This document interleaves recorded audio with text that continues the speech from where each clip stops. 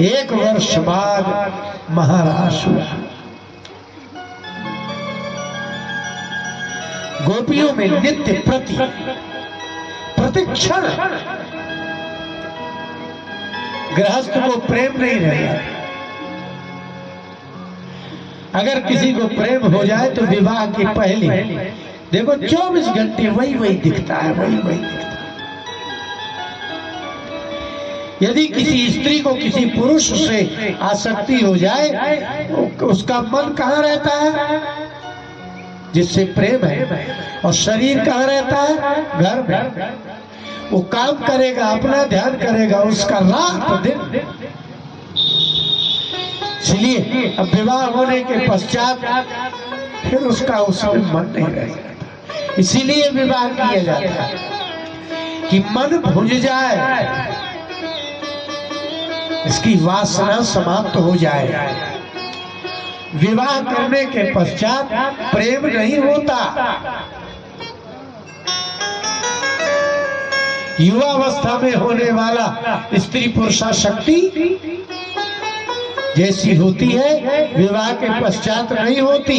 इसलिए विवाह करना आवश्यक है ताकि स्त्री का मन अनेक पुरुषों में जो आसक्त होता है वो रुक के एक में हो जाए, वासना शांत हो जाए और एक पुरुष एक स्त्री के साथ रह करके शांत हो जाए और वो भगवान की ओर तब जा सकता है।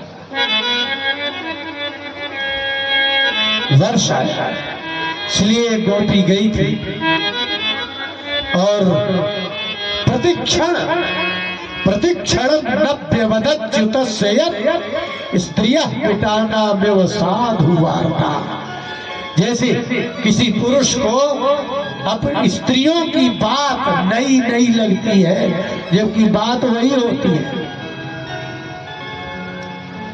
जैसे पुरुष को स्त्रियां बिताना में साधु वार्ता, स्त्रियों के भोगी पुरुष को स्त्रियों की बात वही नई लगती है। ऐसे ही भगवान के भक्तों की वही लीला नई लगती है। प्रतिक्षण नव्यवदच्युतस्य। कोई कहेगी वही कथा क्या वही। सुखदेव जी ने कहा परीक्षित, जैसे स्त्री प्रेमी पुरुष को वही पुरानी बातें नहीं लगती है, ऐसे हम जैसे महात्माओं को भगवान की वही लीला नहीं लगती है।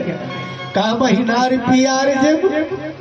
इसलिए महात्मा लोग जिसका उदाहरण देते हैं वह दिव्य है। एक गोपी ने कहा लौट के आई, ऐसे पी जैसे शराब पी के आई। प्रेम हो जाता है ना तो आदमी ऐसा हो जाता है जैसे शराबी होता है। उस कहीं को पैर रखता है, कहीं को जाता है, कुछ करता है, कुछ होता है, कहीं मन नहीं लगता। इसलिए सास ने कहा बेटा तुम्हारे लक्षण अच्छे नहीं है, तबीयत खराब है क्या? बोली नहीं तबीयत खराब नहीं, ऐसे ही। बोले तो ये जवाई क्यों खा रही है? रात में सोई नहीं क्या? बोले सोई तो थी लेकिन मन ही नहीं लग रहा। हद हो गई। अब क्या कर?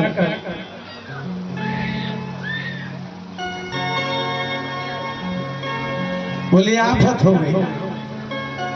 तेरी तिरछी नजर है कमाल रसिया। जब देखो यशोदा के दरवाजे में खड़ी रहती है, वहां न कोई दही खरीदने वाला है, न वहां गाय ढूंढने वाला है। कृष्ण ने कहा तुम नाक कटवा रही हो, यहां से भागो, यहां से। जो कोई आती है मेरे ही दरवाजे खड़ी हो जाती है। गोपी ने कहा हम क्या करें? तेरी तिरछी नजर है कमाल रसिया। आजा दिल में वो मेरे नंदलाल रसिया। आजा दिल में वो मेरे नंदलाल रसिया। आजा दिल में वो नंदलाल रसिया। रसिया, आजा दिल में मेरे ओ नंदलाल रसिया। तेरी तिरछी नजर है कमाल रसिया, तेरी तिरछी नजर है कमाल रसिया। गोपियों ने कहा हम जाए कहाँ, हम यहाँ को जाती है और तुम्हारी ये नजर देखती है लोग के दरवाजे में आ जाती। तेरी तिरछी नजर है कमाल रसिया, आजा आजा आजा दिल में तेरे लाल रसिया, आजा दिल में तेरे ओ नंदलाल रसिया, आजा दिल में तेरे ओ नंदलाल रसिया, आजा दिल में मेरे ओ नंदलाल रसिया। और बोली ऐसे ही खड़े रहना, ऐसे। ये सब गड़बड़ी कहाँ से शुरू हुई मैं बताती हूँ। बड़ी बड़ी अखियों में बड़ा बड़ा कजरा, बड़ी बड़ी अखियों में बड़ा बड़ा कजरा, बड़ी बड़ी आंखें हो, आज कजरा लगा हो उसके जैसा कोई नहीं लगता। बड़ी बड़ी अखियों में बड़ा बड़ा कजरा, बड़ी बड़ी अखियों में बड़ा बड़ा कजरा, बड़ी बड़ी अखियों में बड़ा बड़ा कजरा, बड़ी बड़ी अखियों में बड़ा बड़ा कजरा, बड़ी बड़ी अखियों में बड़ा बड़ा कजरा, बड़ी बड़ी अखियों में बड़ा बड़ा कजरा। जिन जिन गलियों से मोहन तू गुजरा, जिन जिन गलियों से मोहन तू गुजरा, जिन जिन गलियों से मोहन तू गुजरा, जिन जिन गलियों से मोहन तू गुजरा। अब तुम्हारे दरवाजे में खड़ी है, कोई यहाँ दही बेचने नहीं आती। जिन जिन गलियों से मोहन तू गुजरा, जिन जिन गलियों से मोहन तू गुजरा, कर गया दिल में धमाल रसिया, कर गया दिल में धमाल रसिया, हाँ कर गया दिल में धमाल रसिया।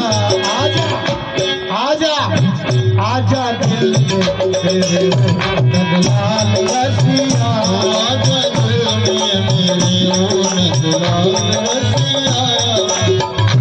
तेरी तिरछी नजर है कमाल रसिया, तेरी तिरछी नजर है कमाल रसिया, आजा दिल में नंदलाल रसिया, आजा दिल में मेरे ओ नंदलाल रसिया।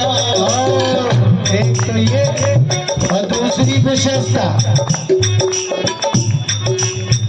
मुख में लट है ये घुंघराली काली, मुख पे लट है ये घुंघराली काली। ये लोग जाती है ब्यूटी पार्लर में, पूरे बाल समेट के वो आगे किए, आगे की छोड़ देते, माथे में बड़ी प्यारी लगती है। ऐसे ही कृष्ण जो है घुंघराले बाल है और आगे वाले यशोदा उसके बाल ऐसे, तो दिन भर ऐसे करता रहता। हम लोग भी बाल बढ़ाते थे और दिन भर ऐसे करते, जैसे साढ़ दिन रास्ते में दिन भर ऐसे सीन मारता रहता है। ऐसे ही जिसके माथे में बाल आते हो दिन भर ऐसे ही। इसलिए बोले सखी ने कहा कि तुम्हारे जो बाल है ना, तो जब तुम ऐसा करते हो हमें लग रहा तुम बुला रहे हो। मुख में लट है ये घुंघराली काली, मुख में लट है ये घुंघराली काली, मुख में लट है ये घुंघराली काली, मुख में लट है ये घुंघराली काली।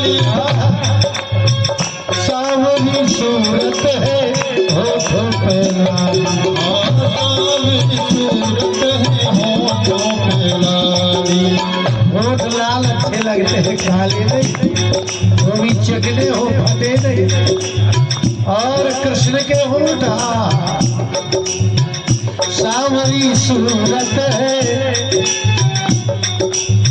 होठों पे लाली सांवरी सूरत है, होठों पे लाली। कैयल के पीछे गोपाल रसिया, कैयल के पीछे गोपाल रसिया। गायों की खुर की जब धूल उड़ती है और तुम्हारे बालों में लगती है, और जब तुम अपने दोनों हाथों से ऊपर को करते हो और हम देखती है, हम तो घर में रहती है लेकिन हमारा मन तुम्हारे साथ आ जाता है। कैयन के पीछे गोपाल रसिया, आजा आजा आजा गोपाल रसिया,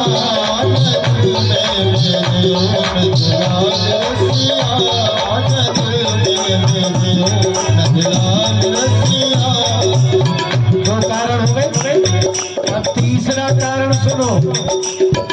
पीताम्बर के संग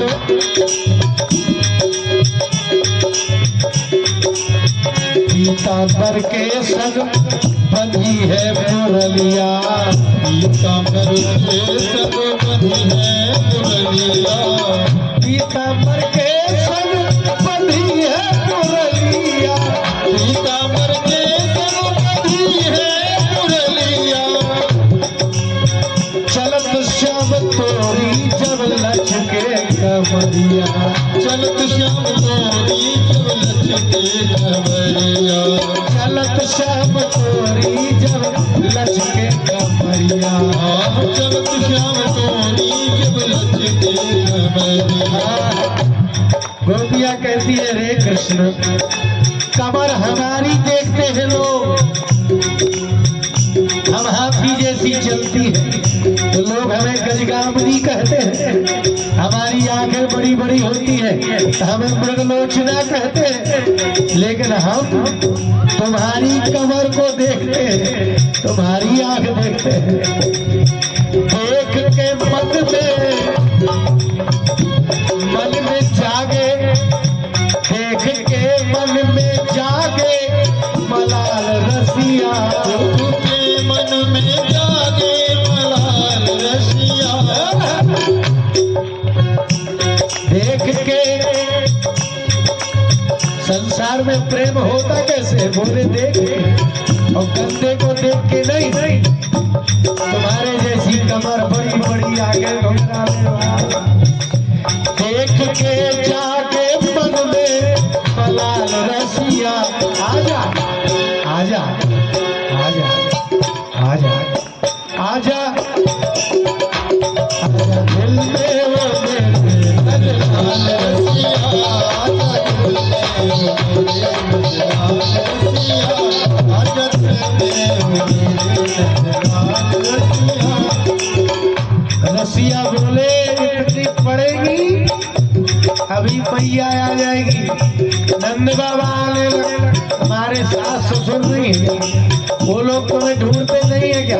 बोले मैं क्या करूं, मन मेरा बस में नहीं आज प्यारे, मन मेरा बस में नहीं आज प्यारे। मन मेरा बस में नहीं आज प्यारे, मन मेरा बस में नहीं आज प्यारे। मिलना मोहन कल यमुना किनारे, मिलना तो मोहन कल यमुना किनारे। मन मेरा बस में नहीं आज प्यारे, ओ मन मेरा बस में नहीं आज प्यारे। मिलना मोहन कल यमुना किनारे। मिलना तो मोहन कल यमुना किनारे। कृष्ण ने कहा अच्छा आज से फिर कल मिलेंगे, कहाँ मिलोगी तुम? देखूं ब्रजपाल बैठी तमाल रसिया, देखूं ब्रजपाल बैठी कमाल रसिया। जहाँ से हम लोग करने जाते हैं, उसके ऊपर एक तमाल का पेड़ है, मैं वही मिलूं। देखो ब्रजपाल बैठी, मैं पानी भरने नहीं जाऊंगी, तुम्हारा इंतजार करूंगा। देखो ब्रजपाल बैठी तमाल रसिया,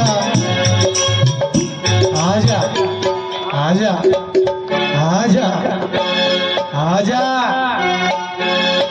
क्यों कर दिया? आजा आजा आजा आजा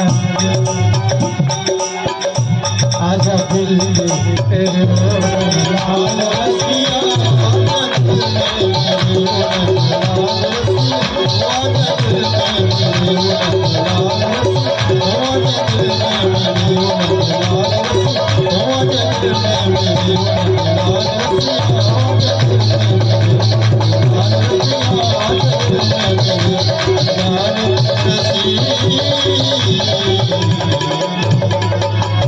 बोले भक्तवत्सल भगवान की जय। इतनी देर तक देखो आपका मुंह बंद रहता, चिपक जाता नहीं,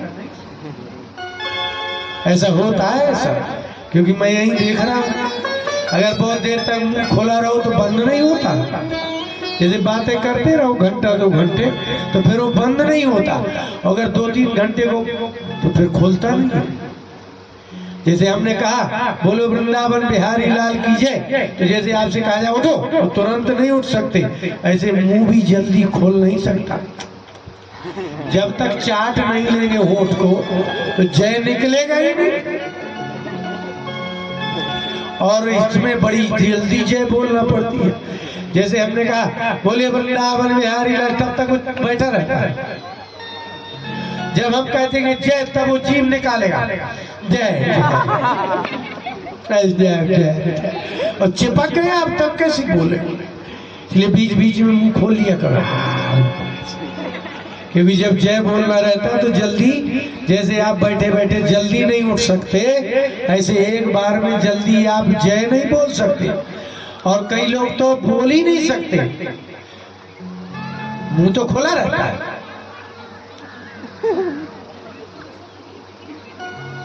मुंह तो खुला रहेगा लेकिन जय नहीं निकलता।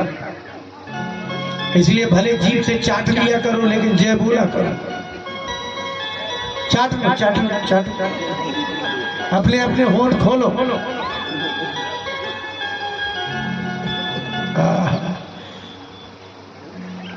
बोलो वृंदावन बिहारी लाल की।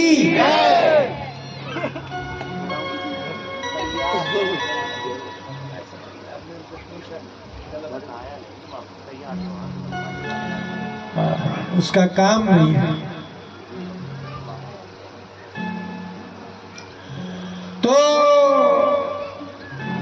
अब भगवान ने कहा था कि 1 वर्ष हो जाए, 1 वर्ष हो गया और एक एक पल मुश्किल है, और वह समय आया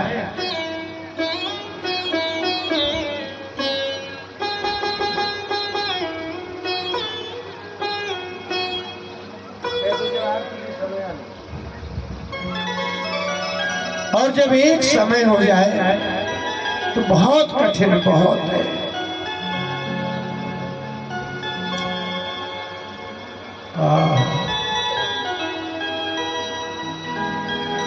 एक वर्ष बीता, गोपियों का एक एक क्षण मुश्किल था और वो समय आया।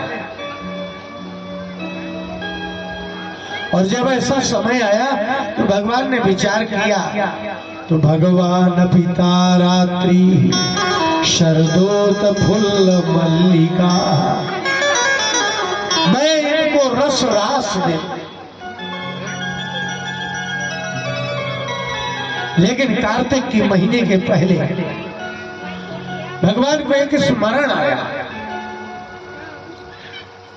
कि संसार को एक और चीज बता दे कि जो लोग देवताओं को नहीं मानेंगे वो बहुत दिनों तक नहीं जी सकते।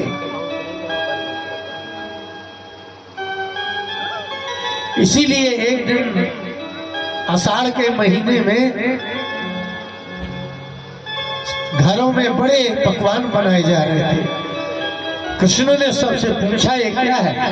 बोले हमारे यहाँ चौमासा आता है तो उसके प्रारंभ में पूजा होती है उसकी। और वो किस लिए? बोले नंद बाबा से पूछो जाते हैं। पिता नंद से पूछा, पिता नंद ने कहा पुत्र, जो परंपरा चली आती है उस परंपरा के नाश होने पर मनुष्य का भी नाश हो जाता है। उन्होंने सिद्ध कर दिया भगवान ने कि अगर आपने परंपरा की अवहेलना की तो आपको देवता नष्ट करके ही मानेंगे। भगवान ने कहा जो आज के लोगों का तर्क है भगवान कुछ नहीं होता, सब कर्म से होता है, लेकिन भगवान के कहने पर सबने गोवर्धन की पूजा किया। चलो भाई गोवर्धन की पूजा करो। और जब गोवर्धन की पूजा करने गए भगवान स्वयं विराजमान होकर के भोजन किया। लेकिन इंद्र ने कहा भगवान आपकी ऐसी लीला है तो करके दिखा दे। मेघों को कहा कि इन ब्रजवासियों को सबको डुबो दो। मेघों की गर्जना हुई, पानी बरसने लगा, ग्वाल बाल चिल्लाए। भगवान ने कहा जिस गोवर्धन की पूजा की उसी के नीचे आओ, प्रार्थना करो। भगवान ने गोवर्धन को उठाया, सबकी भूख प्यास को अवरुद्ध किया। इसका तात्पर्य समझे ना, भगवान ने करके दिखा दिया कि मैं था तो मैंने करके दिखाया कि देवताओं की अवहेलना करोगे तो ऐसा पानी बरसेगा या फिर नहीं बरसेगा या बिना समय का बरसेगा। मैं हूं तो बचा के ले गया। अगर तुमने कर्म को ही इतना प्रधान मान के देवताओं की अवहेलना की तो तुम्हें बचाने वाला कोई है नहीं। इसलिए इंद्राद का पूजन करना ही चाहिए। एक दिन वो चले, उन्होंने देखा कि सारे ग्वाल बालों ने पानी पिया और वो प्राणांत हो गया उनका। भगवान समझ गए कि यहाँ जो रह रहा है उससे जल दूषित है और जो दूषित जल का पान करेंगे तो सब मरेंगे। अभी आप लोगों को जो रोग हो रहे हैं आप भोजन ही दूषित कर रहे हैं, पानी भी दूषित पी रहे हैं। नलों का पानी देख रहे हो आप, एक बार टंकी भरी जाती है सरकारी, आदमी अपने घर की टंकी नहीं 6-6 महीने साफ करता। सरकार क्यों करेगी? सरकार नाम की तो कोई चीज होती ही नहीं है, आदमी ही आदमी होते हैं। तो पानी भी दूषित अगर मनुष्य पिएगा तो बहुत दिन नहीं जिएगा। और भोजन तो आप दूषित कर ही रहे हो, कंपनी का घी, कंपनी का तेल, कंपनी की हल्दी, सब में मिलावट है। इसलिए आप ज्यादा शक्ति आपके बची नहीं है। इसलिए भगवान ने कहा कि धन में और कर्म में मानने वाले व्यक्ति दूसरे का नाश करते हैं। इसलिए जिस मान्यता में ईश्वरत्व तो नहीं है, धर्म नहीं है, उस मान्यता में विनाश ही विनाश है, विकास नहीं है। ईश्वर और धर्म ये दो तत्वों को छोड़ करके संसार में विकास होता ही नहीं, सिर्फ विनाश ही होता है। बस जब भी विकास होगा विनाश होगा। क्यों? ना उसमें ईश्वर है ना धर्म है। तो ईश्वर की मान्यता और धर्म की मान्यता आत्मनियंत्रण करती है। और जो ईश्वर नहीं मानेगा वो दुष्ट होगा, जो धर्म नहीं मानेगा वो दुष्ट होगा। उसके मन को नियंत्रित करने वाला संसार में कोई है नहीं। वो बम फेंकेगा, नीचता करेगा, दुष्टता करेगा। धर्म और भगवत्ता ये दो ही व्यक्ति के क्रोध और अर्थ कामना का नियंत्रण करता है। भगवान ने करके दिखाया। तो एक दिन गए बलराम जी के बिना और कूद गए, यमुना जी में गए, उसको निकाल दिया। और भगवान यदि पहाड़ उठाए तो क्या, हाथी तिनका उठा ले तो आप उस हाथी को वीर कहेंगे? अगर हाथी तिनका उठा ले तो वीर नहीं है। ये कहो कि वो वजन ना उठा पाए तो कमजोर हाथी कहलाता है। इसलिए जो विश्वंभर है, विश्वधर है, जो विश्व पालक है, विश्व धारक है, वो गोवर्धन भर उठाए कुछ नहीं। काली नाग को ना थे बस कुछ नहीं है। बस आपने यही कहा था कि भगवान वही समझ में आते हैं जहां से मनुष्य की बुद्धि, मनुष्य की शक्ति समाप्त हो जाती है। अब पानी बरस रहा है, क्या करें अब मनुष्य? तब भगवान की समझ में आए कि उनने गोवर्धन उठाया, सबका भूख प्यास अवरुद्ध किया, मकान भी नहीं गिरे, पशु भी नहीं मरे। ऐसे ही काली नाग को नाद करके और उसको पार किया, निकाल दिया, रमण द्वीप भेज दिया। इसलिए जिनकी नदियां,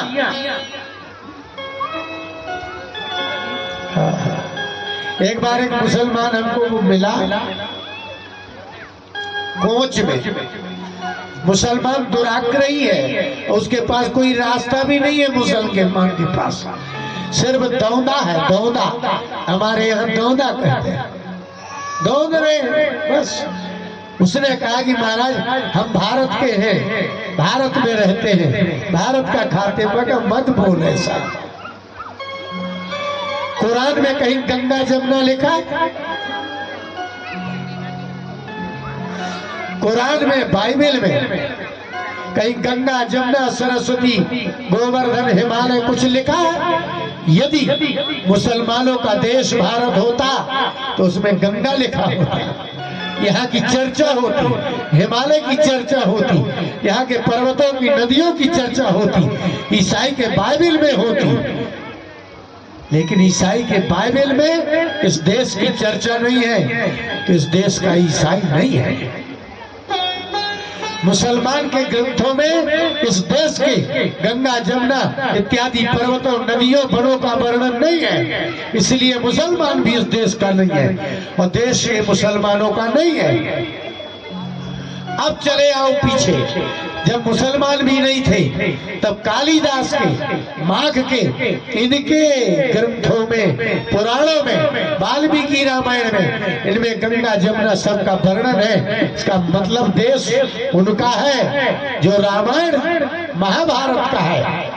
न मुसलमानों का देश है भारत और न ही ईसाइयों का, क्योंकि उनके ग्रंथ में कहीं लिखा ही नहीं है।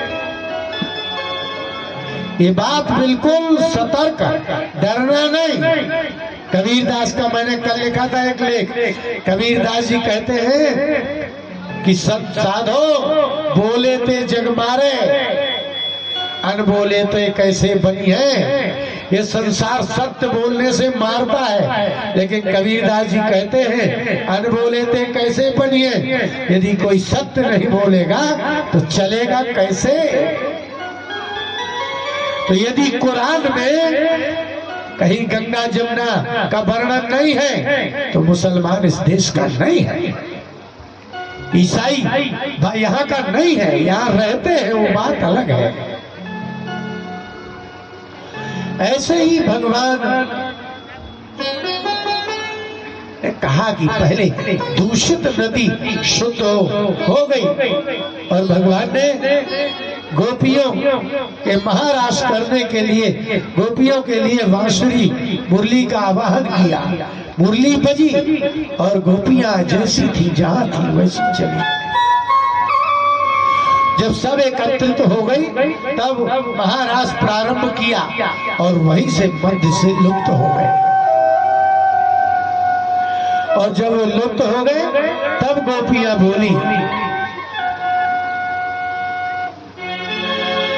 मनमोहना, बोलो मनमोहना तेरे बिना पल भर चैन परे ना। करे ना पल भर चैन परे ना मनमोहना तेरे बिना पल भर चैन परे ना पल भर चैन परे ना कौन दिशा को भूल जाऊं, कौन दिशा को भूल जाऊं, कौन दिशा को भूल जाऊं, ना मैं जागूं ना मैं खाऊं, ना मैं जागूं ना मैं खाऊं, मनमोहना तेरे बिना पल भर चैन परे ना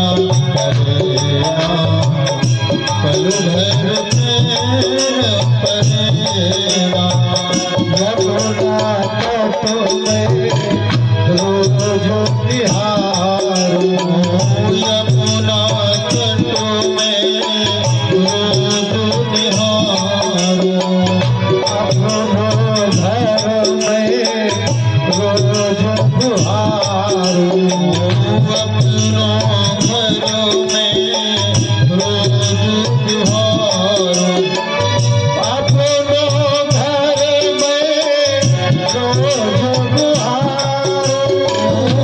अपनो घर में रोज बुहारूं, अपनो घर में रोज बुहारूं, मनमोहना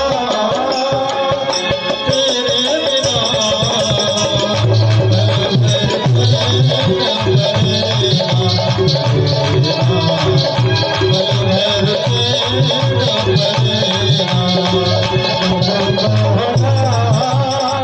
तेरे बिना पल भर तेरे परे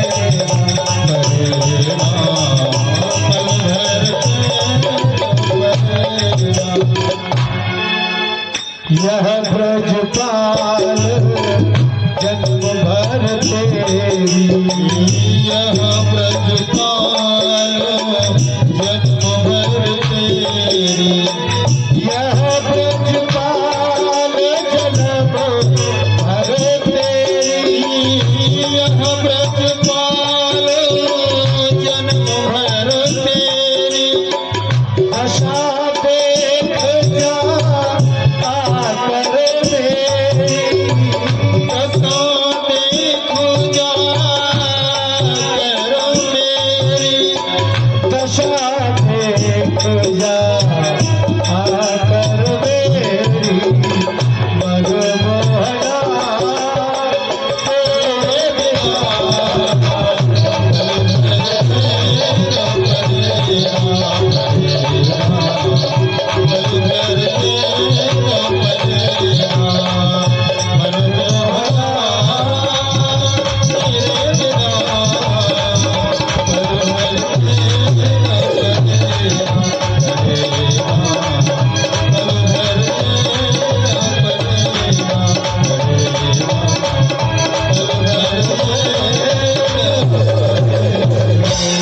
बोले भगवत्सल भगवान की भगवान जिसका आनंद दे उसका क्या कहना। इसलिए गोपांगनाओं को खूब रास रस का आनंद भगवान ने दिया। कल कंस को मारेंगे और कल ही रुक्मिणी का विवाह करेंगे। बोले वृंदावन में